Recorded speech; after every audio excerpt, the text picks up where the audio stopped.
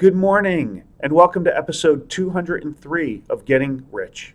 I'm your host, Rich Checkan, president of Asset Strategies International, and today is Wednesday, December 4th, 2024. I'd like to welcome everybody back from what I hope was a nice, enjoyable, peaceful, calm time with family and friends over the U.S. Thanksgiving Day long holiday weekend. As we look around the world, we don't see such peace and stability virtually anywhere. Here in the U.S., after our contested presidential election, the discord and the disharmony here in the U.S. is well documented.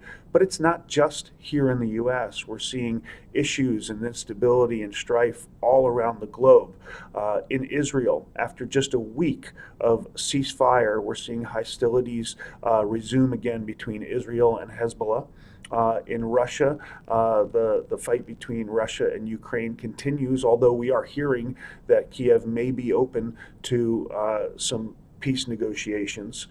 In China, we're seeing retaliatory tariffs on strategic metals to the tariffs imposed by the U.S. In France, as a result of a big dispute over pensions and cutting pensions, we're seeing a potential no confidence vote. In South Korea yesterday, President Yoon Suk Yeol went ahead and declared martial law, although he went ahead and pulled back and stepped back on that after Parliament voted against the martial law that he imposed. There's strife and trouble going on all over the globe, and it's having an impact on the markets. Let's take a look and see what the impact was over the past week on precious metals. Gold is down 0.3% to 2,645.30 an ounce. It was 2653.50 last week.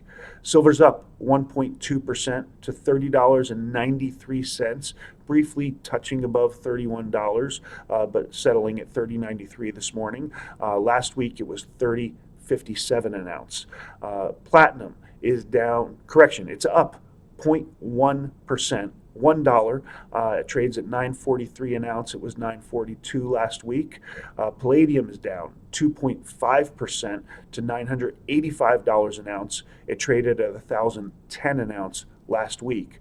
With silver outperforming gold, as you would expect, the gold-silver ratio, or the number of ounces of silver it takes to buy 1 ounce of gold, has decreased. It takes 85.53 ounces.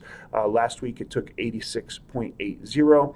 And the U.S. dollar is completely unchanged from last week on the index. It trades at 106.46, exactly where it was this time last week.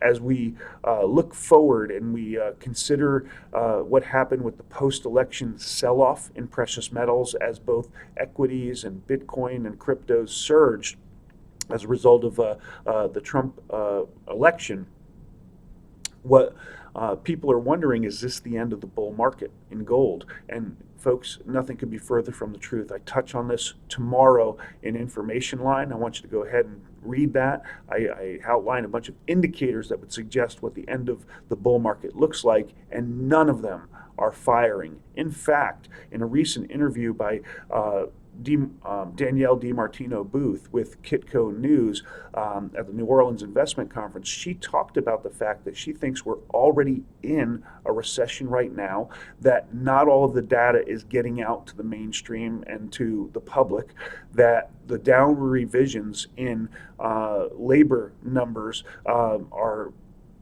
hiding the fact that the labor market is in serious trouble. That, coupled with an increase in corporate and individual bankruptcies on the rise, suggests we were already in a recession, and that those bad numbers will start coming out under the new administration.